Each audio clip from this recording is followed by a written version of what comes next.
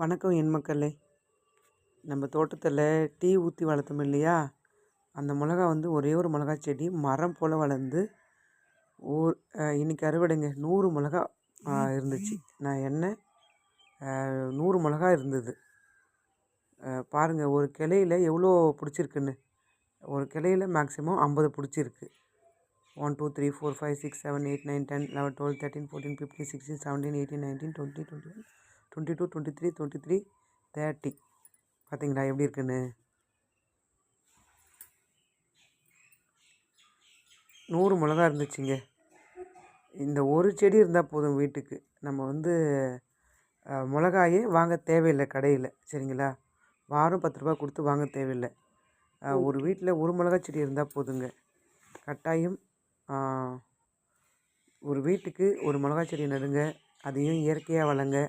அந்த மிளகாயை யூஸ் பண்ணுங்க, சரிங்களா? ரொம்ப அமேசிங்க.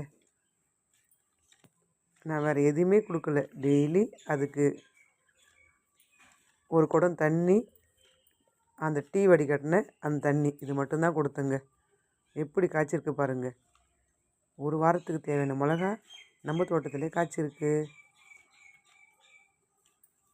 நீங்களும் ட்ரை பண்ணுங்கள், உங்கள் வீட்டு தோட்டத்துலேயும் உங்கள் மாடி தோட்டத்துலேயும். ஓகேங்களா? Thank you so much.